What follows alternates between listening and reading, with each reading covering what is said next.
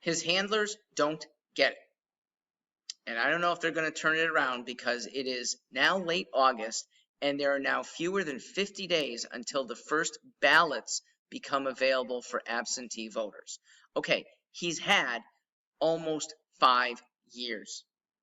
This is Mr. Stefanowski's handlers that I'm blaming. Bob, I think, is a smart guy. I think he's a passionate guy, and his handlers won't let the important stuff come through. Maybe Bob doesn't get it either, but here's what you get and I get and what he has to do, or let somebody else do it, okay? We happen to have another Robert, and he understands that any fiscal enactment, all these things that Stefanowski says he'd like to do, requires the legislature. And Bob, last time round and so far this time round, has done nothing to help the undercard. I haven't seen him do joint events with other candidates. I haven't seen him touting how important it is for people to vote for not just him, but for every General Assembly person who's principled. You don't see that. You don't hear that. And we need it. Because last time round, the handlers avoided talking about undercard, the Assembly candidates, the state Senate candidates. We ended up getting whitewashed. The 2018 elections with Stefanowski at the top of the ticket produced a -8 seats in the legislature. We lost 8 Republican seats. That's just the General Assembly, excuse me. In the state Senate, we lost another 5 seats. From 18, we went down to 13. And they're the ultimately important ones on most fiscal policy.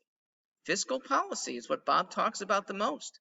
But his handlers need to realize that he needs a compliant legislature to get those things done. Now, ironically, the areas where the governor has the most power without a legislature, Bob doesn't talk about. Cultural issues, administrative departments that are controlled by the governor can be absolutely turned around, okay? He names an education commissioner. I hope it'll be me. He names an agriculture commissioner. He names the deep commissioner. He names an insurance commissioner. All of these things, plus the staffing below them, are greatly within his control. And for God's sakes, it's the cultural issues that are plaguing Connecticut the most. Please wake up. Please make sure that if you're voting for Bob, you're doing it with a fervent effort by him to get the assembly to follow along. And if you don't see that, please vote independent, because we will be imploring legislators of conservative bent, that's primarily Republican, but where we see very good libertarians, we're probably going to promote them as well. And even better, Democrats who will break with the Democrat hegemony of their party.